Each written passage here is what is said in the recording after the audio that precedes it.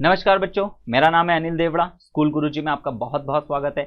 आज जो हम पढ़ने जा रहे हैं बच्चों, वो 12th क्लास के इलेक्ट्रोस्टैटिक्स का न्यूमेरिकल वाला पार्ट है और हम कह भी सकते हैं कि आज इस चैप्टर की ये लास्ट क्लास होगी, जिसके अंदर मैं आप लोगों को एनसीईआरटी के बेस्ड न्यूमेरिकल बताऊंगा। ठीक है, और वो न्यूमेरिकल बताऊंगा जो एनसीईआरटी में सबसे टफ न्यूमेरिकल माने जाते हैं, उनके बारे में हम डीपली चर्चा करेंगे। ठीक है, तो चलिए बिना कोई समय गवाए स्टार्ट करते हैं। तो हमारे सामने पहला क्वेश्चन क्या है? तो पहला क्वेश्चन कुछ इस तरीके से है। तो यहां पर मैं बहुत ज्यादा ना बता के सबसे पहले इस चीज को आप लोगों को क्लियरिफाई करना चाहता हूं, और ये क्या है? मिलिकॉन्स ऑयल ड्रॉप एक्सपेरिमेंट। तो सबसे पहले हम ये देखते हैं कि मिलिकॉन्स ऑयल ड्रॉप एक्सपेरिमेंट क्या होता है। ठीक है, तो इस मिलिकॉन्स ऑयल ड्रॉप एक्सपेरिमेंट को हम समझने की कोशिश करते हैं। तो देखिए, सबसे पहली बात तो क्या होता है कि मेरे पास एक ऑयल ड्रॉप है कुछ इस तरीके से। ओके, इतनी बात सभी को समझ में आई। अब एक ऑयल ड्रॉप है और इस ऑयल ड्रॉप को हमने नेगेटिवली चार्ज कर दिया, और नेगेटिवली चार्ज हम इसको किस तरीके से कर सकते हैं? तो इसको मैंने क्या करा, कुछ एक्सेस अमाउंट में इलेक्ट्रॉन्स दे दिए। ओके, अच्छा, जैसे मैं इसको एक्सेस अमाउंट में कुछ अगर इलेक्ट्रॉन्स दूंगा तो उस इलेक्ट्रॉन्स की वजह से इसके ऊपर कौन सा चार्ज आ जाएगा? तो दैट लिक्विड ड्रॉप या that oil drop has been negatively charge. Okay, ये नेगेटिवली चार्ज हो जाएगी। अब यहां पर हम क्या कर रहे हैं? तो यहां पर एक चीज और हमारे सामने क्या आएगी कि मैं इसके ऊपर इंटेंसिटी ऑफ इलेक्ट्रिक फील्ड कुछ इस डायरेक्शन में लगाता हूं। ओके, सभी को इतनी बात समझ में आ रही है कि इंटेंसिटी ऑफ इलेक्ट्रिक फील्ड मैंने इस डाउनवर्ड डायरेक्शन में लगे।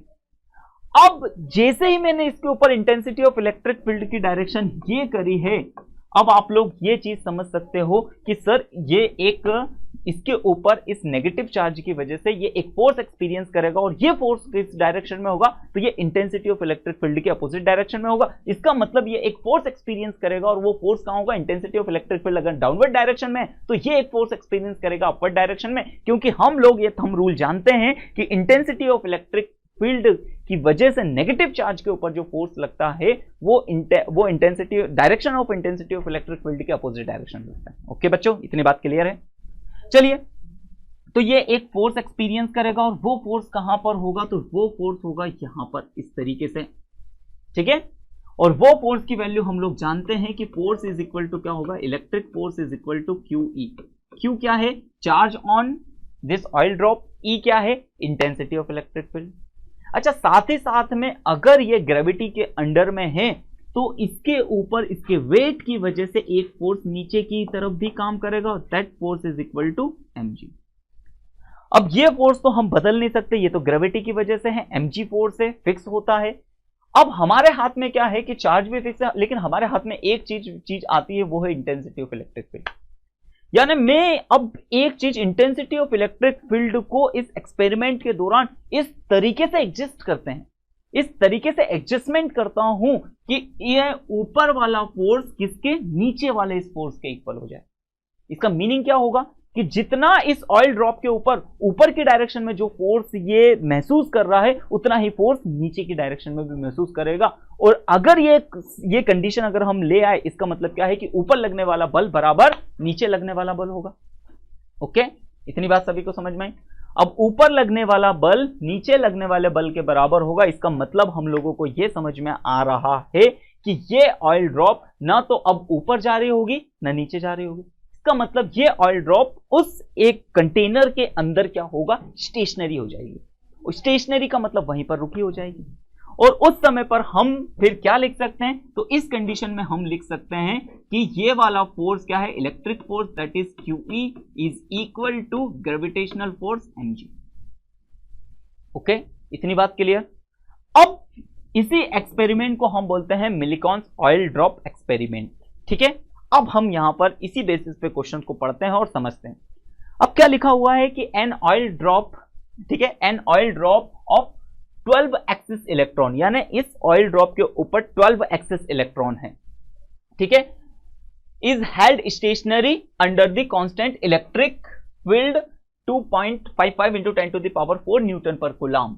ठीक है, the density of oil drop, density हमको दे करके, और एस्टिमेट द रेडियस ऑफ, मतलब इस लिक्विड ड्रॉप की रेडियस निकालना। उम्मीद है बच्चों इतनी बात सभी को समझ में आ रही होगी।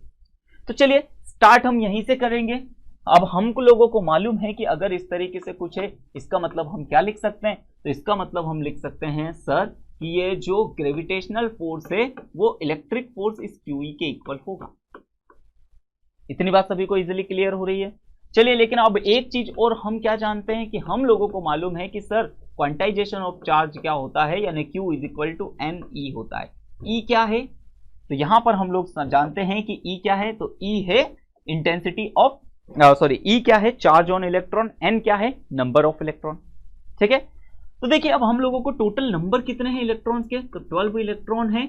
E क्या है, तो E है चार्ज ऑन इलेक्ट्रॉन, ठीक है, जिसकी वैल्यू हमें पता है 1.6 into 10 to the power -19 coulomb. चलिए वो आगे के लिखेंगे हम लोग।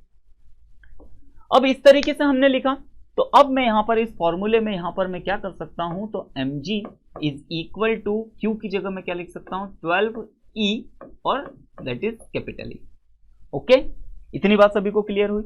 अब बच्चों एक बात मैं आप लोगों से कहना चाहता हूं कि आप लोग शुरुआत में ही कोई वैल्यूज ना लिखें तो ज्यादा अच्छा है। इसका मतलब आप लोगों को मालूम है कि इंटेंसिटी ऑफ E की वैल्यू यानी स्मॉल e की वैल्यू चार्ज ऑन इलेक्ट्रॉन, तो इलेक्ट्रॉन के ऊपर का चार्ज आप लोगों को मालूम है, लेकिन कोशिश कीजिएगा जितना भी मल्टीप्लिकेशन डिवीजन मतलब जो भी हमको मैथमेटिकल ऑपरेशन करना पड़े वो एट लास्ट करना पड़े। हम लास्ट तक क्या करेंगे, उन वैल्यूज को लाएंगे, लास्ट में हम लोग करेंगे। आप शुरू में अगर करोगे तो बहुत बार ऐसा होगा कि आपने मल्टीप्लिकेशन करा, पता चला कि लास्ट में वो ऑटोमेटिकली कैंसिल हो जाता। तो इसलिए सारी चीज हम क्या करेंगे, जो भी मैथमेटिकल ऑपरेशन होगा वो लास्ट में परफॉर्म करेंगे। ओके, अब लेकिन हमारे सामने मेन बात क्या है कि सर क्वेश्चन में तो हमको रेडियस पूछी, अब यहां तक अभी इस फॉर्मूले में कहीं भी हमें रेडियस नहीं आ रही है, यानी रेडियस के बारे में यहां पर हम लोगों को नहीं पता है। लेकिन अब यहां पर इस रेडियस को अगर हम फाइंड करें तो हम लोग कहां पर जा सकते हैं, 11th क्लास का एक बेसिक फिनोमिना देख सकते हैं। और वो बेसिक फिनोमिना हमारे पास क्या होता है, हमें पता है कि density is equal to mass upon में वॉल्यूम। इतनी चीज पता है, density is equal to mass upon में वॉल्यूम। रो यहां पर क्या है, डेंसिटी, तो यहां पर अब मैं क्या लिख सकता हूं, तो mass is equal to rho into volume हो जाएगा। ओके, इतनी बात क्लियर हुई। ठीक है, अब क्या हम लोगों को इस लिक्विड ड्रॉप का वॉल्यूम पता है, तो बिल्कुल पता है, क्योंकि ये एक स्फेयर होगा और स्फेयर का हम लोगों को वॉल्यूम पता है। और स्फेयर का वॉल्यूम क्या होता है, तो स्फेयर का वॉल्यूम होता है rho into 4/3 pi r cube. Okay, तो वॉल्यूम ऑफ स्फेयर क्या होता है, 4/3 पाई आर क्यूब। इतनी बात हम लोगों को समझ में आएगी। क्या मास की वैल्यू मैं यहां लिख सकता हूं, ये तो यहां पर लिख सकते हैं, तो उस फॉर्मूले को हम यहां लिख देते हैं, तो वो हो जाएगा हमारे पास रो 4/3 और पाई आर क्यूब, साथ में क्या चल रहा है, जी चल रहा है, जी इज ग्रेविटेशनल एक्सेलरेशन, और 12E कैपिटल E। यहां से हम रेडियस की वैल्यू को फाइंड कर लेते हैं, तो यहां पर हम मैथमेटिकल ऑपरेशन लगा के आर क्यूब की वैल्यू फाइंड आउट कर लेंगे, और वो हमारे पास में कितना होगा, तो ये मैं इसको ऐसा लिख सकता हूं 3/4 multiplied by 12E capital E divide by rho pi g. Okay, इतनी बात क्लियर हुई। चलिए, अब यहां से अब कुछ कैंसिल हो रहा है क्या, तो 4 में ये 3 टाइम्स में कैंसिल हो रहा है, यानी इसका मतलब अब मैं फाइनली यहां पर क्या लिख सकता हूं, थोड़ा सा समझिए। ठीक है, अब हम लोग यहां पर क्या लिख सकते हैं, तो लिख सकते हैं sir r cube is equal to 9E capital E divide by rho pi g. Okay, इतनी बात लिख सकते हैं। अब क्या सबकी वैल्यू पुटअप कर दें, तो बिल्कुल अब सबकी वैल्यू पुटअप कर दिए। तो हमें रेडियस की वैल्यू फाइंड आउट करना थी, इसलिए हमने कोशिश क्या करा कि लास्ट में हम वैल्यू पुटअप करें। तो रेडियस की वैल्यू हमने एक फॉर्मूले के बेसिस पे निकाली और फिर उसके बाद हम इसकी वैल्यू पुटअप करेंगे। ओके, चलिए अब वैल्यू पुटअप करते हैं, तो भैया r cube is equal to हमारे पास में क्या होगा 9। सबसे पहले अब ई क्या है, चार्ज ऑन इलेक्ट्रॉन, तो एक इलेक्ट्रॉन के ऊपर चार्ज जो होता है वो होता है 1.6 into 10 to the power -19 coulomb. Intensity of electric field हम लोगों को कितना दे दिया है, तो इंटेंसिटी ऑफ इलेक्ट्रिक फील्ड है हमारे पास में 2.55। ठीक है, एक काम करता हूं मैं इधर का ये चीज मैं आप लोग रफ कर देता हूं, थोड़ी सी जगह की प्रॉब्लम है। ठीक है, इसे हम रफ कर देते हैं। ओके, चलिए, तो यहां पर क्या हो जाएगा, इंटेंसिटी ऑफ इलेक्ट्रिक फील्ड की वैल्यू हम लोगों के पास कितनी है, 2.55 into 10 to the power -4। Okay, 4। अब डिवाइड बाय, ठीक है, अब डिवाइड बाय रो की वैल्यू, रो मतलब डेंसिटी की वैल्यू। तो डेंसिटी की वैल्यू को जब हम देखते हैं, तो डेंसिटी की वैल्यू को जब हम देखते हैं तो वो जो दे रखा है उसकी यूनिट अगर हम देखते हैं तो वो ग्राम और सेंटीमीटर में दे रखी है। अब जब ग्राम और सेंटीमीटर में दे रखी है, बाकी दूसरी चीजों को हम देखते हैं तो सब एसआई सिस्टम में दे रखा है और ये सीजीएस यूनिट में दे रखा है। इसका मतलब क्या होगा कि हमें इस डेंसिटी को किस में कन्वर्ट करना पड़ेगा, डेंसिटी को कन्वर्ट करना पड़ेगा एमकेएस यूनिट या एसआई सिस्टम में हमको इसे कन्वर्ट करना पड़ेगा। तो चलिए इसको अब एसआई सिस्टम में हम कन्वर्ट करते हैं, तो मैं यहां आपको लिए कन्वर्ट करके बताता हूं। सबसे पहली बात तो समझिएगा कि डेंसिटी यहां पर ये किसमें दे दी है, तो डेंसिटी की वैल्यू हम लोगों को दी है कितनी, 1.26। अब इसको मैं ऐसा लिख सकता हूं इसके यूनिट के साथ, ग्राम पर सेंटीमीटर क्यूब। ओके, इतनी बात सभी को समझ में आई। चलिए अब हम लोगों को जैसा जैसा रूल जो पता हुआ है बिल्कुल वैसा वैसा करते जाते हैं, यानी 1.26 तो एज इट इज। लेकिन अब हम ये समझते हैं कि ग्राम को जब हम किस में कन्वर्ट करेंगे, केजी में कन्वर्ट करेंगे, तो वो हो जाएगा कितना, 10 to the power -3। ओके, अब ये ग्राम को हमने किस में कन्वर्ट कर दिया, that is KG divide by, ठीक है। अब यहां पर इसको तो सेंटीमीटर को अगर हम कन्वर्ट करेंगे तो मतलब 1 मीटर में 100 सेंटीमीटर होते हैं, इसका मतलब सेंटीमीटर को जब हम मीटर में कन्वर्ट करेंगे तो 10 to the power -2, ठीक है। और इसकी पावर 3 है तो इसकी पावर भी 3। अब ये किस में कन्वर्ट हो जाएगा, तो ये हो जाएगा मीटर की पावर 3 में। ओके, इतनी बात क्लियर हुई। यहां पर 10 to the power 6 बनेगा, यानी रो की जगह हम लिख सकते हैं 1.26 इंटू 10 to the power -3 और यहां पर -6 तो ये 10 to the power +6 हो जाएगा ऊपर जाकर। ओके, इतनी बात क्लियर हो रही है। अब इस तरीके से हमारे पास जो वैल्यू आएगी वो होगी 1.26 into 10 to the power +3 kg पर मीटर क्यूब। ओके बच्चों, यानी ये वैल्यू हम लोगों को यहां पर पुट करनी होगी। चलिए तो कर देते हैं, तो कितना होगा ये, तो ये होगा 1.26 into 10 to the power 3। Okay, pi की वैल्यू हम लोगों को पता है कितनी होती है, 3.14। अब जी की वैल्यू कितनी होती है, तो जी की वैल्यू होती है 9.81। अब यहां पर हम लोगों को इसका मल्टीप्लिकेशन करना है, डिवीजन करना है। तो अब यहां की बात, अब यहां पर क्या है कि ये मैं आप लोगों के लिए छोड़ता हूं, आप लोग इसका मैं चाहिए तो यहां पर आप लोगों को कुछ नहीं, मल्टीप्लिकेशन, प्रोडक्ट और प्रोडक्ट डिवीजन निकालना, ये सारे तो सीधी सी बात है, मैं ये करना तो आपको सिखा नहीं रहा हूं, मैं आप लोगों को बेसिक कॉन्सेप्ट बता रहा हूं। तो इस तरीके से हमने एक कॉन्सेप्ट का यूज किया। अब यहां पर सीधे सीधे हम इसका आंसर, आप जब इसको सॉल्व करोगे तो आपका जो आंसर आएगा वो आंसर कितना आएगा, तो वो आंसर यहां पर दिख रहा है, कितना आएगा, 9.1, ठीक है, 9.81 into 10 to the power -7 metre. और उसको आप mm में भी कन्वर्ट कर सकते हो, तो mm में जब कन्वर्ट करोगे तो 9.81 into 10 to the power -4 mm। Okay बच्चों, तो इतनी बात क्लियर हुई। तो ये आप लोग बिल्कुल ट्राई कीजिएगा, अपने घर पे जरूर कीजिएगा, देखिएगा आंसर यही आ रहा है, आप लोगों को इसी तरीके से मैच करना है। बेसिकली हम लोगों ने यहाँ पर क्या सीखा, तो आप लोगों को कॉन्सेप्ट को पकड़ के चलना है। और मैं इतनी बात आप लोगों को मानता हूं कि अगर आप बड़ी एग्जाम की तैयारी कर रहे हो तो इतना मैथमेटिक्स आपको आता होगा, ठीक है। चलिए नेक्स्ट क्वेश्चन की बात करते हैं। तो नेक्स्ट क्वेश्चन हमारे सामने क्या है, नेक्स्ट क्वेश्चन थोड़ा सा हम लोगों को कॉन्सेप्ट बेस्ड क्वेश्चन है। क्या लिखा है, which among the curves show in figure can not possible represent electric field lines. मतलब इनमें से कौन सी इलेक्ट्रिक फील्ड लाइन को बिल्कुल दर्शाता नहीं है, ठीक है, मतलब गलत डायग्राम बना हुआ है। तो सबसे पहला डायग्राम देखिएगा, सबसे पहला ये कंडक्टर है, पॉजिटिवली चार्ज्ड है। अब पॉजिटिवली चार्ज है तो क्या ये इंटेंसिटी ऑफ इलेक्ट्रिक फील्ड का डायग्राम सही है, तो बिल्कुल बच्चों ये इंटेंसिटी ऑफ इलेक्ट्रिक फील्ड का डायग्राम सही नहीं है। अब हमने प्रॉपर्टी क्या पढ़ी है कि इलेक्ट्रिक फोर्स ऑफ लाइन जो होती है वो हमेशा सरफेस के परपेंडिकुलरली जनरेट होती है और सरफेस के परपेंडिकुलर ही टर्मिनेट होती है। इसका मतलब किसी सरफेस के परपेंडिकुलर, यानी यहां से 90 डिग्री के एंगल पर ही निकलती है और 90 डिग्री के एंगल पर ही खत्म होती है। लेकिन यहां पर हम देखेंगे तो ये लाइन बिल्कुल 90 डिग्री एंगल नहीं बना रही है, ये भी नहीं बना रही, ये भी नहीं बना रही। यहां पर इसका मतलब क्या है कि ये 90 सरफेस के परपेंडिकुलरली जनरेट नहीं हो रही है। इसलिए ये डायग्राम जो है या ये रिप्रेजेंटेशन जो है इलेक्ट्रिक फील्ड लाइन का, वो रिप्रेजेंटेशन एकदम गलत है। इतनी बात सभी को समझ में आई, ठीक है। तो हम क्या लिखेंगे, this not make 90 degree angle to the surface. Okay, इतनी बात सभी को समझ में आई। चलिए अगले डायग्राम को देखते हैं। तो क्या ये डायग्राम सही है, ठीक है, क्या ये रिप्रेजेंटेशन सही है, तो हाँ बच्चों, ये रिप्रेजेंटेशन एकदम करेक्ट है। एकदम करेक्ट क्यों है? क्योंकि हमें मालूम है intensity of electric field lines, जो इलेक्ट्रिक फील्ड लाइंस होती है वो हमेशा पॉजिटिव चार्ज से जनरेट होती है। ठीक है, तो यहां पर भी पॉजिटिव, और एक दूसरे को देख सकते हैं क्रॉस भी नहीं कर रही और सरफेस के परपेंडिकुलर भी निकल रही है। इसका मतलब ये जो डायग्राम है, ये जो ड्रॉ है, वो ड्रॉ एकदम करेक्ट है। मतलब ये जो ड्रॉ किया है वो एकदम सारे फिनोमिनास को, जो भी हमने फील्ड लाइंस की जो प्रॉपर्टीज पढ़ी है, रिएक्टिव फोर्स ऑफ लाइन की प्रॉपर्टी, वो सारी की सारी यहाँ पर अप्लाई होती है। चलिए अगले डायग्राम की तरफ देखते हैं। तो डायग्राम नंबर थर्ड देखिए, तो क्या ये रिप्रेजेंटेशन सही है?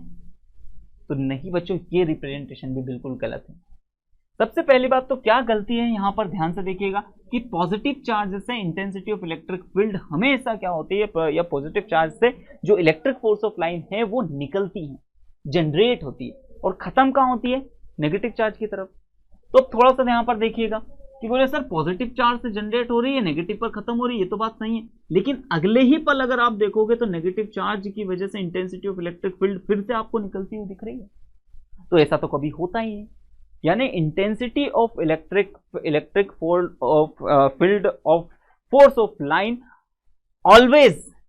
Always generate at positive charge and terminate at negative charge. इसका मतलब यहां से टर्मिनेट तो हो रही है ऊपर वाली, लेकिन negative charge electric force of line को जनरेट नहीं कर सकता, और यही कारण है कि ये वाला ड्रॉ भी हमारा क्या है, ये वाला रिप्रेजेंटेशन भी रॉन्ग है। ओके, चलिए आगे देखते हैं। अब आगे कुछ इस तरीके का ड्रॉ और दिया हुआ है हम लोगों को, उसके बारे में हम देखते हैं। क्या ड्रॉ है ये? तो क्या ये ड्रॉ सही है? तो बच्चों अब बिल्कुल आसानी से आप लोग बता सकते हो कि सर ये ड्रॉ भी गलत है। क्यों गलत है? क्योंकि हम लोगों को एक चीज मालूम है कि इंटेंसिटी ऑफ जो electric force of line never intersect to each other, दोनों को कभी क्रॉस नहीं करती। तो यहां भी आपको क्रॉस करते हुए दिख रही, क्रॉस करते हुए दिख रही, क्रॉस करते हुए दिख रही। और साथ ही साथ में एक और मिस्टेक यहां पर क्या है कि electric force of line always generate at positive charge से जनरेट होगी, तो इसने पॉजिटिव चार्ज से जनरेट करा, लेकिन ये फोर्स ऑफ लाइन इस पॉजिटिव चार्ज पे टर्मिनेट होते हुए दिख रही है, इसीलिए ये ड्रॉ भी क्या है, यहां पर रॉन्ग है, गलत है ये रिप्रेजेंटेशन। चलिए इसके बारे में बात करते हैं। तो इसके बारे में बात करते हैं तो ये रिप्रेजेंटेशन तो सर करीब करीब हमको सही दिख रहा है, वहां पर भी रिप्रेजेंटेशन सही दिख रहा है, लेकिन जो इलेक्ट्रिक फोर्स ऑफ लाइन यहां पर ये बना हुआ है तो ये बिल्कुल गलत है। तो हमने एक फिनोमिना और क्या पढ़ा है कि जो intensity of electric field lines होती है या इलेक्ट्रिक फोर्स ऑफ लाइन होती है, वो कभी भी एक क्लोज्ड कर्व नहीं बनाती, इसका मतलब जहां से देखिए हमने ये चीज पढ़ा है कि पॉजिटिव चार्ज से जनरेट होती है और नेगेटिव चार्ज पर एंड होती है। इसका मतलब क्या होगा कि ये यहां से खत्म हुई, लेकिन वापस से घूम के इधर कभी नहीं आएगी। इसका मतलब ये हमेशा हमेशा हमेशा ओपन वक्र बनाती है, मतलब खुला वक्र बनाती है। इतनी बात सभी को समझ में आई? यहां तक में किसी को कोई दिक्कत? तो इनकी ज्योमेट्री ओपन होती है, लेकिन यहां पर क्लोज्ड ज्योमेट्री दिख रही है, तो this is also not possible. Okay बच्चों, तो उम्मीद है आप लोगों को यह समझ में आया होगा। ठीक है, चलिए अब नेक्स्ट क्वेश्चन की तरफ बढ़ते हैं। तो नेक्स्ट क्वेश्चन जो है हमारे पास एनसीईआरटी बुक का 1.27, इस क्वेश्चन में एक्चुअली क्या बोल रहा है उसको समझते हैं। क्या बोल रहा है? In a certain region of space electric field is along the z direction through, ठीक है, अब यहां पर ये पॉजिटिव जेड डायरेक्शन है, ठीक है, Z direction through out the magnitude of electric field is however not constant but increase uniformly along the positive z direction, ठीक है, at the rate of 10 to the power 5 Newton per coulomb per meter, ठीक है, what is the force and torque experienced by a system having total dipole moment। अब dipole moment p की value दे दी है, ठीक है। आप समझते हैं इस क्वेश्चन को। सबसे पहले बात तो समझने की कोशिश कीजिएगा कि हमारे पास में इलेक्ट्रिक फील्ड कुछ इस डायरेक्शन में, और ये डायरेक्शन हम मान लेते हैं z। ओके बच्चों, अब ये बात ध्यान से देखिएगा कि हमारे पास में जब हमने एक्सिस बनाए थे तो बोले थे सर इस एक्सिस को तो हम x मानते हैं, लेकिन ये जरूरी नहीं है।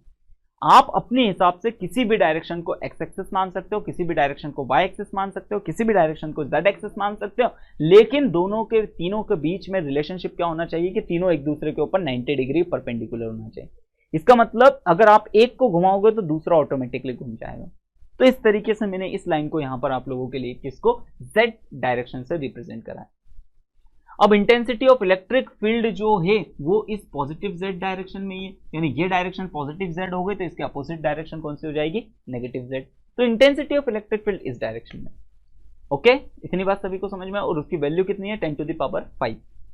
कांस्टेंट इलेक्ट्रिक फील्ड है लेकिन वो हर पॉइंट के साथ में बढ़ते जा रहा है। ठीक है, जैसे जैसे हम इस z डायरेक्शन में आगे की तरफ बढ़ते जा रहे हैं, देखिए लिखा हुआ है increase uniformly along positive z direction, मतलब जैसे जैसे हम इस डायरेक्शन में जाते जाते हैं हमारे पास में इंटेंसिटी ऑफ इलेक्ट्रिक फील्ड की वैल्यू बढ़ते जाती है पर मीटर।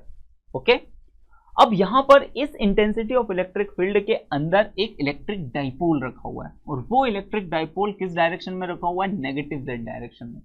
तो नेगेटिव z डायरेक्शन में इलेक्ट्रिक डाइपोल का मीनिंग क्या है, और हमको पता है कि इलेक्ट्रिक डाइपोल की जो डायरेक्शन होती है वो नेगेटिव चार्ज से पॉजिटिव चार्ज की तरफ होती है, और उसको हमको नेगेटिव डायरेक्शन में रखना है। इसका मीनिंग यहां पर ये है कि सर, ठीक है मैं कलर चेंज करता हूं, इसका मीनिंग ये है कि सर नेगेटिव चार्ज यहां पर होगा और पॉजिटिव चार्ज यहां पर होगा।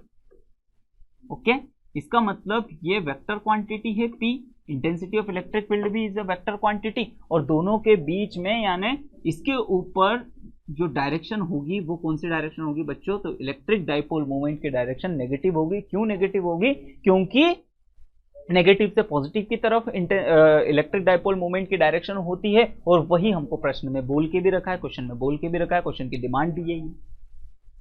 ओके, इतनी बात सभी को क्लियर हुई। इस तरीके से रखा हुआ है, इस P की वैल्यू भी हम लोगों को दे रखी है। अब उसने बोला है कि आप लोग बताइए कि इस कंडीशन में इस पूरे सिस्टम के ऊपर यानी इस इलेक्ट्रिक डाइपोल के ऊपर टोटल टॉर्क कितना लग रहा होगा, टोटल फोर्स कितना लग रहा होगा। चलिए, तो सबसे पहले बच्चों हम टॉर्क की बात कर लेते हैं। तो अब हम लोगों को पता है कि टॉर्क का फॉर्मूला क्या होता है, तो टॉर्क का फॉर्मूला होता है P cross E, this is a vector quantity. अब जब हम वेक्टर क्वांटिटी यानी हम जब क्रॉस को हटाएंगे तो क्या हो जाएगा, तो यहां पर क्या आ जाएगा, साइन थीटा। ओके, इतनी बात समझ में आई, इसका मैग्नीट्यूड ये होगा। अब बस हम यहां पर क्या देख लेते हैं, इस थीटा की वैल्यू को यहां पर समझ लेते हैं। तो अब आप बताइए इसके बीच में एंगल कितना होगा, कितना डिग्री का एंगल क्रिएट हो रहा होगा। तो अब ये थोड़ा सा समझिए किस किस के बीच में, तो P और E के बीच में।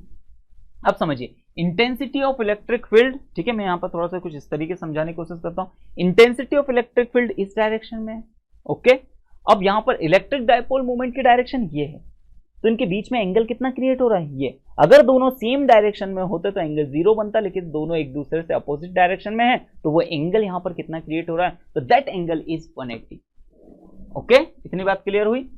चलिए, तो यहां पर क्या होगा, तो यहां पर अब मैं लिख सकता हूं tau is equal to PE sine 180, और साइन 180 की वैल्यू कितनी होती है, तो साइन 180 की वैल्यू होती है बच्चों 0, और साइन 180 की वैल्यू अगर 0 होती है, इसका मतलब ये है कि ये जो इलेक्ट्रिक डाइपोल है कितने टॉर्क को एक्सपीरियंस कर रहा होगा, तो ये 0 टॉर्क को एक्सपीरियंस कर रहा होगा। और इस टॉर्क का मीनिंग यहां पर क्या हो रहा है, इस टॉर्क का मीनिंग ये है कि हर घूमती हुई चीज के ऊपर टॉर्क होता है।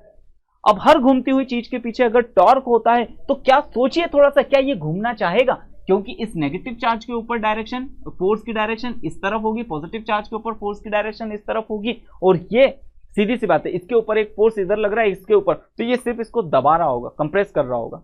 इसका मतलब क्या है, इसका मतलब ये है कि इस तरीके के फोर्स में ये घूमना नहीं चाहता।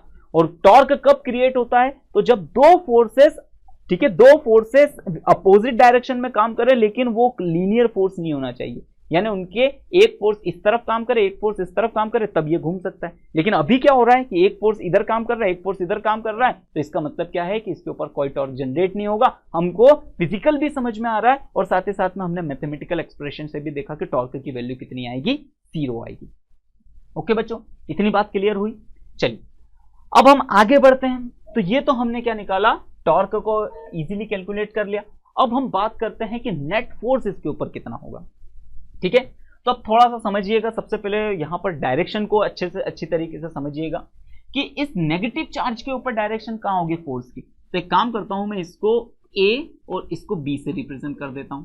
ओके, तो इस नेगेटिव चार्ज पे फोर्स की डायरेक्शन कहाँ होगी? तो उम्मीद है बच्चों आप समझ में आता होगा कि इंटेंसिटी ऑफ इलेक्ट्रिक फील्ड की डायरेक्शन ये है, तो नेगेटिव चार्ज पर फोर्स की डायरेक्शन इसके अपोजिट होगी और दैट फोर्स की डायरेक्शन इस तरफ होगी और ये फोर्स कितना होगा? तो ये फोर्स होगा Fb। ओके, इतनी बात क्लियर हुई। अच्छा, पॉजिटिव चार्ज के ऊपर फोर्स किस तरफ लगता है? तो पॉजिटिव चार्ज के ऊपर फोर्स लगता है along the direction of intensity of electric field.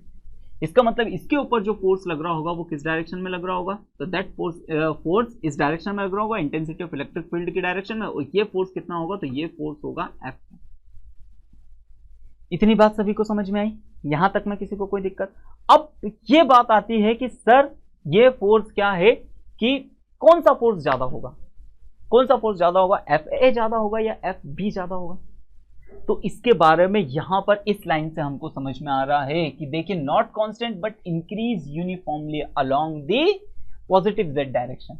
इसका मतलब क्या है कि इंटेंसिटी ऑफ इलेक्ट्रिक फील्ड इस डायरेक्शन में जैसे जैसे हम जाते जा रहे हैं तो वो क्या होते जा रही है? इंक्रीज होते जा रही है इंटेंसिटी ऑफ इलेक्ट्रिक फील्ड।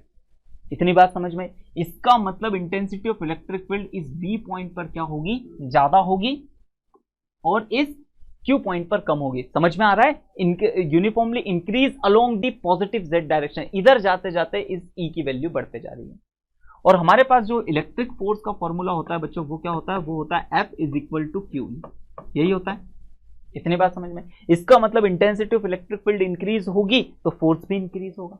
तो अब यहां पर हमको समझ में आ रहा है कि इधर इंटेंसिटी ऑफ इलेक्ट्रिक फील्ड बढ़ रही है, इसका मतलब यहां पर क्या होगा? तो यहां पर हम लोग समझ चुके हैं कि sir force, electric force by B, और ये इससे बड़ा होगा। मतलब इस नेगेटिव चार्ज के ऊपर फोर्स की वैल्यू ज्यादा होगी, इसकी फोर्स की वैल्यू कम होगी। ओके, इतनी बात सभी को इजीली क्लियर हो रही है बच्चों? यहां तक में किसी को कोई दिक्कत? चलिए, अब हम एक्चुअली क्या करते हैं, तो इसका नेट फोर्स किस तरीके से निकालेंगे? तो नेट फोर्स हम किस तरीके से निकालेंगे? बोले सर सीधी सी बात है, बड़े में से छोटे को माइनस कर दो, तो इन दोनों में से बड़ा फोर्स कौन है? तो हम जो नेट फोर्स निकालेंगे, तो net force is equal to क्या हो जाएगा? Fb minus Fa। इतनी बात समझ में आई?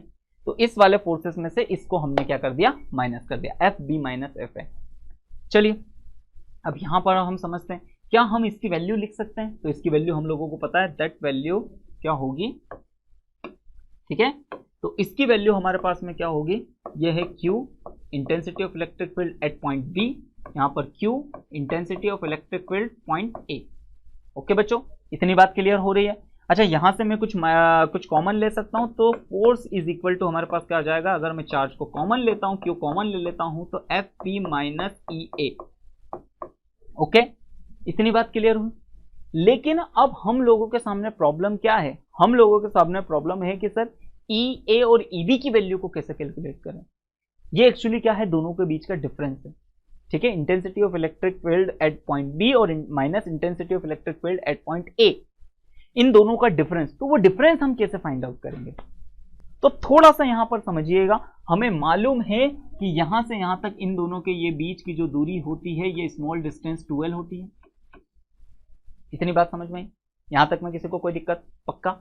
इसका मतलब क्या है कि यहां पर इंटेंसिटी ऑफ इलेक्ट्रिक फील्ड कुछ भी जो भी पॉइंट होगा, इसके मल्टीप्लीकेशन में कुछ होगा यहां पर, और यहां से यहां तक जाते जाते कितनी डिस्टेंस बढ़ रही है? 12 डिस्टेंस बढ़ रही है। थोड़ा सा समझिए कि यहां पर इंटेंसिटी ऑफ इलेक्ट्रिक फील्ड को अगर मैं 10 टू द पावर 5 मान लूं, तो यहां तक जाते जाते तो कितनी डिस्टेंस इंक्रीज हुई? 12 डिस्टेंस इंक्रीज हुई। इसका मतलब इसमें मल्टीप्लीकेशन हो जाएगा 12 का। इतनी बात क्लियर हो रही है सभी को? इसका मतलब ये जो डिफरेंस हमारे पास में निकलेगा वो कितना आएगा? तो इन दोनों पॉइंट्स के बीच का डिफरेंस कितना होगा? तो चार्ज तो Q का Q एज इट इज रहने देते हैं, इनटू 12, और साथ ही साथ में यहां से यहां तक कितनी intensity of electric field increase हो रहा है? तो वो हो रहा है 10 टू द पावर 5। अब हम L कैसे निकालें? चार्ज भी नहीं है सर हमारे पास, तो लेकिन हमारे पास ये नहीं है, लेकिन साथ ही साथ में अगर आप देखोगे तो ये पूरी वैल्यू है। हमें पता है कि इलेक्ट्रिक डाइपोल मूवमेंट P क्या होता है? तो P होता है 2QL। और क्या इस P की वैल्यू हम लोगों को गिवन है? तो वो गिवन है 10 to the power -7 centimetre, coulomb metre. चलिए, तो यहां पर अब इसकी जगह ये लिख सकते हैं, तो मैं लिख सकता हूं इस फॉर्मूले में F इज इक्वल टू, ये बन जाएगा आपके पास P into 10 to the power 5। Okay, इतनी बात सभी को समझ में आई। और इलेक्ट्रिक डाइपोल मोमेंट हम लोगों के पास कितना है, तो वो है 10 to the power -7 into 10 to the power 5। इसको सॉल्व करेंगे तो कितना आ जाएगा, तो वो हो जाएगा 10 टू द पावर -2 न्यूटन। यानी इस इलेक्ट्रिक डाइपोल के ऊपर नेट फोर्स कितना होगा, 10 टू द पावर -2 न्यूटन। लेकिन इसकी डायरेक्शन क्या होगी, तो समझिए इसकी डायरेक्शन क्या होगी। तो सीधी सी बात है, दोनों में से कौन सा फोर्स बड़ा था, तो FB वाला फोर्स बड़ा था, इसका मतलब इसी की डायरेक्शन में हमारा आंसर निकलेगा। इसलिए हम क्या लिख सकते हैं, तो हमारा ये जो नेट फोर्स की डायरेक्शन होगी वो कहाँ होगी, कहाँ होगी, एट नेगेटिव Z डायरेक्शन। इतनी बात सभी को समझ में आई। तो हम लिख सकते हैं, क्या लिख सकते हैं, हम ये लिख सकते हैं डायरेक्शन ऑफ फोर्स, ठीक है, डायरेक्शन ऑफ फोर्स इन, ठीक है, नेगेटिव Z डायरेक्शन। ओके, इतनी बात सभी को समझ में आई। यहां तक में किसी को कोई दिक्कत, तो ये है हमारा पूरा क्वेश्चन। देखिए क्वेश्चन बड़ा इजी था, कैलकुलेशन बड़ा इजी था, लेकिन हमको मेन ध्यान देना है कॉन्सेप्ट के ऊपर। ओके बच्चों, इतनी बात क्लियर हुई होगी। चलिए सीधे से अब अगले क्वेश्चन की तरफ बढ़ते हैं। अगला क्वेश्चन हमारे पास में क्या है, ठीक है, बड़ा अच्छा क्वेश्चन है, इसी का ड्रॉ भी है, आप ड्रॉ भी देखिए और फिर हम समझते हैं इस क्वेश्चन को। क्या लिखा हुआ है, a hollow charge conductor has a tiny hole, tiny मतलब बहुत छोटा सा, tiny hole cut into its surface. एक हमारे पास इस तरीके से शेल है और इस शेल के ऊपर हम मान लेते हैं कि यूनिफॉर्म चार्ज है इसके पास और वो है पॉजिटिव चार्ज। ओके, अब इसके ऊपर पॉजिटिव चार्ज है और क्या है कि इसके अंदर एक छोटा सा एक होल है, ठीक है। अब एक छोटा सा होल है, तो यहां पर ये क्या है, n, तो n कैप यहां पर क्या है, दिस इज यूनिट वेक्टर, और यूनिट वेक्टर किसकी, तो इसके बाहर निकलते हुए की डायरेक्शन को यूनिट वेक्टर n है। ओके, इतनी बात समझ में आई, ठीक है। एट आउटवर्ड नॉर्मल डायरेक्शन, ठीक है, and sigma is the surface charge density near the hole. अब थोड़ा सा यहां पर समझने की कोशिश कीजिएगा। अब हमें ये प्रूव करके बताना है कि ये फोर्स इतना होगा, ठीक है। इसका मतलब क्या होगा कि इस होल के जस्ट बाहर यहां पर इंटेंसिटी ऑफ इलेक्ट्रिक फील्ड इस डायरेक्शन में होगी और वो कितनी होगी, सिग्मा अपॉन में 2 एप्सिलॉन नॉट ये होगी। ये हमें प्रूव करके बताना है। चलिए किस तरीके से प्रूव कर सकते हैं, तो देखिए इसके लिए कोई मैथमेटिक्स नहीं करना है हमको, ठीक है। हमको सिर्फ फिजिक्स के कॉन्सेप्ट के जरिए हम इसको क्या कर सकते हैं, समझ सकते हैं। सबसे पहले समझिएगा थोड़ा सा, ठीक है। पहले मैं इस कॉन्सेप्ट को अगर मैं समझाने की कोशिश करता हूं कि हमारे पास कुछ स्फेयर एक इस तरीके से पूरा, इसके ऊपर अगर same positive positive positive positive सभी डायरेक्शंस में, मतलब इसके ऊपर पॉजिटिव चार्ज अगर है, इसका मीनिंग यहां पर क्या होगा कि इसके अंदर इंटेंसिटी ऑफ इलेक्ट्रिक फील्ड कैसा होगा। तो देखिए पॉजिटिव चार्ज ने कुछ इस तरीके से intensity of electric field create करा, इसने इस तरफ क्रिएट करा, दोनों की डायरेक्शन कैसी है, अपोजिट, और दोनों चार्ज एक दूसरे के इक्वल है। चार्ज अगर इक्वली डिस्ट्रीब्यूटेड है, इसका मतलब दोनों इंटेंसिटी ऑफ इलेक्ट्रिक फील्ड एक दूसरे के इक्वल होंगे। साथ ही साथ में अगर अपोजिट डायरेक्शन है तो दोनों ने एक दूसरे के इफेक्ट को क्या कर दिया, कैंसल आउट कर दिया। सेम इस तरीके से यहां पर भी intensity of electric field intensity, इसने इसके इफेक्ट को खत्म कर दिया, सेम इसने इसके इफेक्ट को खत्म कर दिया। इसका मतलब इनसाइड में, अंदर की तरफ इंटेंसिटी ऑफ इलेक्ट्रिक फील्ड हमको कितना मिलेगा, तो वो मिलेगा 0। और यही बात किसने बताई थी, तो यही बात गॉस ने भी बताई थी। गॉस ने क्या कहा था कि एक अगर क्लोज्ड सरफेस है तो क्लोज्ड सरफेस के अंदर हमेशा इंटेंसिटी ऑफ इलेक्ट्रिक फील्ड कितना होगा, 0। इतनी बात समझ में आई। तो ये हमने फिजिक्स के अकॉर्डिंग भी देखा, ठीक है। चलिए अब यहां पर समझते हैं, जब इसको हमने फिजिक्स के अकॉर्डिंग भी देखा तो इंटेंसिटी ऑफ इलेक्ट्रिक फील्ड 0 है, लेकिन ये सिर्फ और सिर्फ कब हो सकता है, क्लोज्ड सरफेस के लिए। किसके लिए हो सकता है, क्लोज्ड सरफेस के लिए। अब यहां पर हम थोड़ा सा देखते हैं, ये पॉजिटिव चार्ज ने इंटेंसिटी ऑफ इलेक्ट्रिक फील्ड इस डायरेक्शन में क्रिएट करा, पॉजिटिव इसने, दोनों ने एक दूसरे के इफेक्ट को खत्म कर दिया। इधर के पॉजिटिव चार्ज ने इस डायरेक्शन में, इधर के पॉजिटिव चार्ज ने इस डायरेक्शन में, दोनों ने एक दूसरे के इफेक्ट को खत्म कर दिया। इधर के इस डायरेक्शन में, इधर के इस डायरेक्शन में पॉजिटिव चार्ज को। लेकिन जब इसकी बात करेंगे तो इंटेंसिटी ऑफ इलेक्ट्रिक फील्ड इस डायरेक्शन में हमको मिलेगी, क्योंकि इधर का नेगेटिव डायरेक्शन का इंटेंसिटी ऑफ इलेक्ट्रिक फील्ड बनाने के लिए हमारा सरफेस नहीं है, उस सरफेस पे चार्ज नहीं है, और चार्ज नहीं है तो इंटेंसिटी ऑफ इलेक्ट्रिक फील्ड भी क्रिएट नहीं होगा। इसका मतलब force, intensity of electric field उस डायरेक्शन में क्रिएट होगा। इतनी बात सभी को समझ में। अब थोड़ा सा समझिएगा, ठीक है। तो यहां पर हमने जो कूलॉम्स का कॉन्सेप्ट पढ़ चुके, गॉस थ्योरम से कॉन्सेप्ट जो पढ़ चुके थे, कि एक हमारे पास एक सरफेस है, ठीक है, एक हमारे पास क्या है, एक सरफेस है, और इस सरफेस से किसी बिंदु पर इंटेंसिटी ऑफ इलेक्ट्रिक फील्ड कितना आता था, तो वो आता था सिग्मा अपॉन में 2 एप्सिलॉन नॉट, इतना ही आता था। और हमने लास्ट लेक्चर्स में ये भी देखा था कि इस पॉइंट को आगे पीछे, थोड़ा बहुत आगे पीछे बढ़ाने से इंटेंसिटी ऑफ इलेक्ट्रिक फील्ड पे कोई फर्क नहीं पड़ता। इतनी बात समझ में। अब मैंने क्या करा, यहां पर एक छोटा सा, एक बड़ा छोटा सा एरिया एक कट करा। अब छोटा सा एरिया कट करा तो ये जो सरफेस होगी, ये सरफेस मुझे बिल्कुल कैसी दिखेगी, एक स्ट्रेट सरफेस दिखेगी, बिल्कुल इस तरीके से बिहेव करेगी। अब बिल्कुल इस तरीके से बिहेव करेगी, इसका मतलब मैं इंटेंसिटी ऑफ इलेक्ट्रिक फील्ड इस पॉइंट पे देखूं, इस पॉइंट पे देखूं, इसके जस्ट आउटसाइड देखूं, तब भी फॉर्मूला हमेशा यही होगा, और वही फॉर्मूला तो क्या है, E अपॉन में epsilon not, that is proved. इतनी बात समझ में, और यही तो हमें प्रूव करना था। ओके बच्चों, इतनी बात आप सभी लोगों से क्लियर हो रही है। काफी अच्छे क्वेश्चन से, काफी कॉन्सेप्चुअली क्वेश्चंस मैं आप लोगों के लिए लेके आया हूं। उम्मीद है आप लोगों को समझ में आ रहा होगा, मजा आ रहा होगा। ठीक है, चलिए देखते हैं अब। चलिए, तो उम्मीद है बच्चों ये प्रश्न आप लोगों को काफी अच्छी तरीके से समझ में आया होगा। अब हम बढ़ते हैं अगले प्रश्न की ओर। ठीक है, तो देखिए अब अगला प्रश्न जो है हमारे सामने काफी अच्छा प्रश्न है, काफी अच्छा क्वेश्चन है। ठीक है, अगर इसे आप थोड़ा सा 11th क्लास के टॉपिक से रिलेट करके पढ़ोगे तो काफी इजीली आप लोगों को समझ में आ जाएगा। चलिए, क्या है क्वेश्चन, देखिएगा कि a particle of mass m, एक पार्टिकल है जिसका मास m है, उसके ऊपर चार्ज -q है, enters a region between two charged plate initially moved along, ठीक है, initially moved along x axis with speed vx, the length of the plate capital L and an uniform electric field E is maintained between the plates, ठीक है, show that the vertical deflection of particle at the edge of the particle is इतना कुछ होगा। चलिए समझते हैं, ध्यान से देखिएगा। सबसे पहले इसका एक छोटा सा मैं ड्रॉ बनाता हूं, उस ड्रॉ के ऊपर ध्यान दीजिएगा। ठीक है, आपको अच्छी तरीके से सुंदरता महसूस हो, इसलिए मैं कुछ अलग कलर यूज करता हूं। सबसे पहली बात तो क्या है कि मेरे पास एक प्लेट है कुछ इस तरीके से, और दूसरी प्लेट यहां पर मैं बना देता हूं कुछ इस तरीके से। ओके, यहां तक में किसी को कोई प्रॉब्लम? इसके ऊपर हम मान लेते हैं कौन सा चार्ज है, पॉजिटिव चार्ज है, ठीक है, और इसके ऊपर यहां पर कौन सा है, नेगेटिव चार्ज है, मान लेते हैं। क्या इसी तरीके से है, क्वेश्चन में डिक्टेड है। अब क्या होगा, तो इस ये जो प्लेट है यहां से यहां तक ये कितनी लेंथ वाली है, तो यहां से यहां तक ये जो लेंथ है वो है capital L according to question. Okay, इतनी बात क्लियर हो रही है। अब यहां पर हम लोग क्या समझ रहे हैं कि एक पॉइंट है जिसका मास है m, और वो इस डायरेक्शन में, ठीक है, इस डायरेक्शन में कितने स्पीड से, vx वेलोसिटी से इंटर करता है, और इसके ऊपर चार्ज कौन सा है, एक -q चार्ज है। अब सीधी सी बात है, आप लोगों को समझ में आ रहा होगा कि इंटेंसिटी ऑफ इलेक्ट्रिक फील्ड, ठीक है, the direction of intensity of electric field किस डायरेक्शन में क्रिएट होगा, तो मैं थोड़ा सा हल्का कलर यूज करता हूं ताकि और अच्छे से क्लियर हो।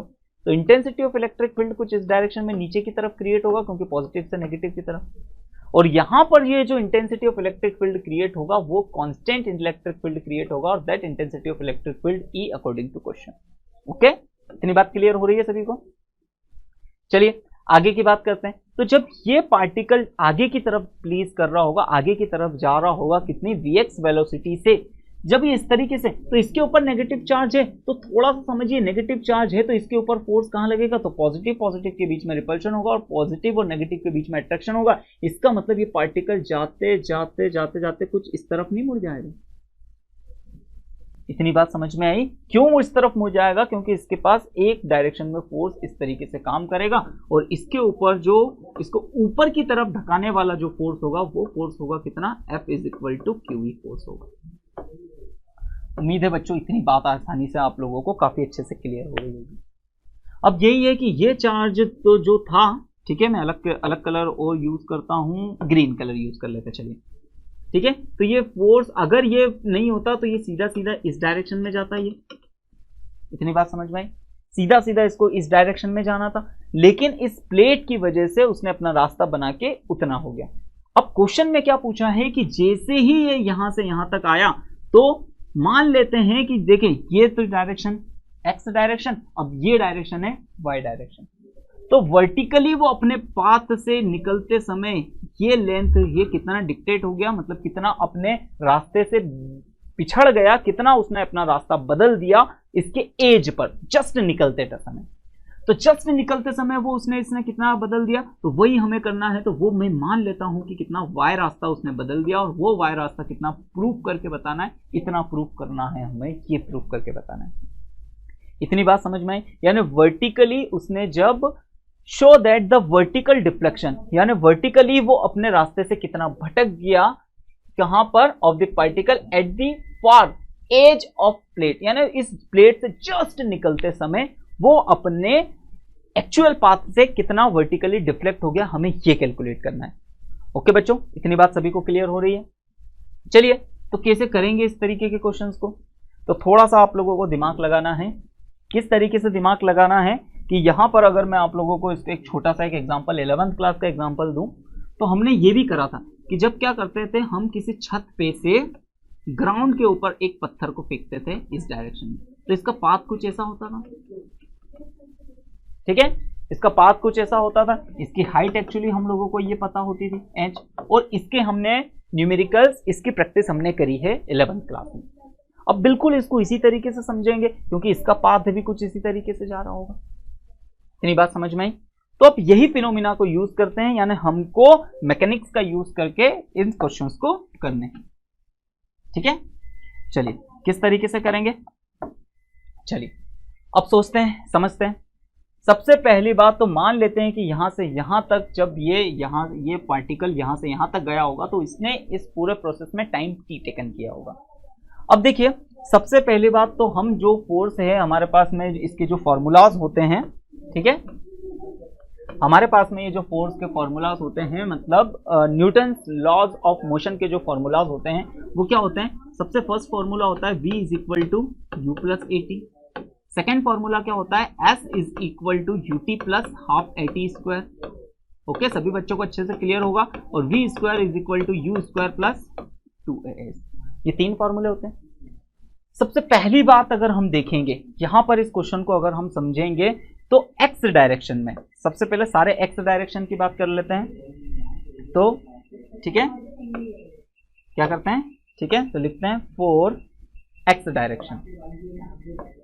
तो सबसे पहले सारे कंपोनेंट अपन x डायरेक्शन के देख लेते हैं कि उसके ऊपर क्या होगा। तो x डायरेक्शन में वेलोसिटी कितनी है बच्चों, तो x डायरेक्शन की वेलोसिटी जो है हमारे पास वो है vx। इतनी बात क्लियर हो रही है। साथ ही साथ में हमारे पास x डायरेक्शन का डिस्प्लेसमेंट कितना है,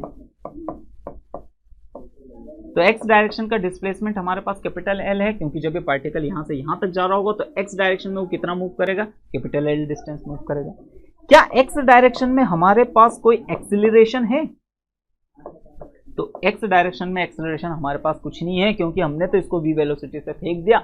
अब बोले सर फोर्स अगर लग रहा है तो एक्सीलरेशन होगा, तो बिल्कुल होगा, बिल्कुल होगा, लेकिन फोर्स कहां लग रहा है, ऊपर की डायरेक्शन में। इसका मतलब एक्सेलरेशन भी कहां लग रहा होगा, ऊपर की डायरेक्शन में, और एक्स डायरेक्शन में उस पार्टिकल के ऊपर कोई एक्सेलरेशन नहीं लग रहा होगा। अब यहां पर सारी चीज हम किसके बारे में बात कर लेते हैं, और वाई डायरेक्शन की बात कर लेते हैं, ठीक है। वाई डायरेक्शन में एक्चुअली फोर्स कितना होगा, तो वाई डायरेक्शन की वेलोसिटी कितनी होगी, ठीक है। तो इनिशियल वेलोसिटी अगर मैं वाई डायरेक्शन की मानता हूं तो वो 0 होगी, कि स्टार्टिंग में तो वो इनिशियली उस डायरेक्शन में जा ही नहीं रहा था, तो इनिशियली वेलोसिटी उसकी कितनी हो जाएगी, 0। यहां पर मैं एक्चुअली इनिशियल वेलोसिटी लिख देता हूं, ओके, इनिशियल वेलोसिटी, ठीक है। अब फिर उसके बाद डिस्प्लेसमेंट कितना होगा, तो डिस्प्लेसमेंट, यही डिस्प्लेसमेंट तो हमको फाइंड करना, और ये डिस्प्लेसमेंट हमने कितना माना है, y, ओके। अच्छा, एक्सेलरेशन कैसे काउंट करेंगे हम यहां पर, अब एक्सेलरेशन को समझिएगा, ठीक है। तो एक्सेलरेशन को हमको काउंट करना है, तो हमें मालूम है कि जो y डायरेक्शन में फोर्स लग रहा होगा, y डायरेक्शन में फोर्स ही लग रहा होगा, F is equal to Q. इतनी बात समझ में आई। मास का फॉर्मूला, फोर्स का फॉर्मूला क्या होता है, F is equal to A यानी QE। तो एक्सेलरेशन हमारे पास में कितना आ जाएगा, तो एक्सेलरेशन आ जाएगा बच्चों हमारे पास में QE डिवाइड बाय M, यानी y डायरेक्शन के अंदर जो एक्सेलरेशन हो रहा होगा वो कितना होगा, वो होगा QE डिवाइड बाय M। इतनी बात सभी को अच्छे से क्लियर हुई। अब बस ये हमारे पास में फॉर्मूले हैं, ये कंडीशंस लिखिए और इन कंडीशंस के बेसिस पे हम लोगों को कैलकुलेशन करना है हमारे क्वेश्चन। चलिए करते हैं। तो सबसे पहले के लिए मैं फर्स्ट फॉर्मूला यूज कर लेता हूं। इतनी बात सभी को समझ में आई? तो फर्स्ट फॉर्मूला यूज कर लेते हैं। फर्स्ट नहीं, एक्चुअली मैं सेकंड फॉर्मूला यूज करता हूं। ओके, अच्छा फर्स्ट फॉर्मूला मैं क्यों यूज नहीं कर रहा हूं? क्योंकि हमको मालूम है एक्स डायरेक्शन की बात कर रहा हूं, सिर्फ एक्स वाले की बात कर रहा हूं, तो सिर्फ इन्हीं चीजों को मैं लूंगा। तो फाइनल वेलोसिटी एक्स की हमें नहीं पता, इनिशियल वेलोसिटी पता है, एक्सेलरेशन भी पता है, तो कुल मिला के वहां से उससे कुछ निकलेगा नहीं कि फाइनल वेलोसिटी इनिशियल वेलोसिटी के बराबर आ जाएगी, क्योंकि कोई फोर्स नहीं लग रहा है। इसलिए मैं लेंथ वाला फॉर्मूला यहां से यूज करता हूं। तो एस यानी डिस्प्लेसमेंट, तो एक्स डायरेक्शन में डिस्प्लेसमेंट कितना है हमारे पास? तो वो है एल। ठीक है, इतनी बात सभी को समझ में आई? अब उसके बाद हम बात कर लेते हैं u। तो इनिशियल वेलोसिटी u होती है इनिशियल वेलोसिटी, और इनिशियल वेलोसिटी x डायरेक्शन में कितनी है? तो that velocity is vx। Time कितना है? तो टाइम है t टाइम, मान लेते हैं कि यहां से यहां तक लाने में उसने कितना टाइम टेकन किया? कुछ t टाइम टेकन किया। बाकी अब आगे वाले पार्ट को करने की जरूरत ही नहीं, क्योंकि हाफ और a आया है, तो x डायरेक्शन में एक्सेलरेशन कितना है? 0। जैसे 0 रखेंगे तो ये पूरा 0, यानी यहां से मैं किसकी वैल्यू फाइंड आउट कर सकता हूं? तो यहां से मैं टाइम की वैल्यू फाइंड आउट कर सकता हूं। तो टाइम इज इक्वल टू हमारे पास में क्या आ जाएगा? तो time is equal to L divide by v x आ जाएगा। बोलो बच्चों, इतनी बात क्लियर हुई?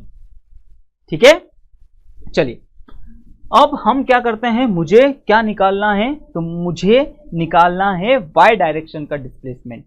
तो वाई डायरेक्शन का डिस्प्लेसमेंट मैं फिर से यही फॉर्मूला यूज करता हूं। तो ये फॉर्मूला यूज कर रहा हूं, लेकिन सारा इस बार वाई डायरेक्शन में। तो इनिशियल वेलोसिटी वाई डायरेक्शन में, तो वो 0 हो गई, मतलब ये इसको लिखने की जरूरत नहीं। अब हाफ ए, एक्सेलरेशन कितना है? तो वाई डायरेक्शन का एक्सेलरेशन यही तो काउंट किया था हमने, और वो कितना था? तो वो था ZE डिवाइड बाय m। अब यहाँ पर t स्क्वायर, तो t कितना है? तो t है actually L divide by VX का होल स्क्वायर। अब इसको अगर हम सॉल्व करें, इसको उसी तरीके से फॉर्म में बनाने की कोशिश करें, तो क्या हो जाएगा? तो हो जाएगा QE L square divide by 2m और VX। बोलिए बच्चों, इतनी बात समझ में आई? और यही तो हमें प्रूफ करना था। सेम आ रहा है? अच्छा सॉरी, यहाँ पर इसका स्क्वायर है तो नीचे वाले का भी स्क्वायर होगा। इतनी बात सभी को क्लियर हुई? तो ये वर्टिकल डिफ्लेक्शन होगा।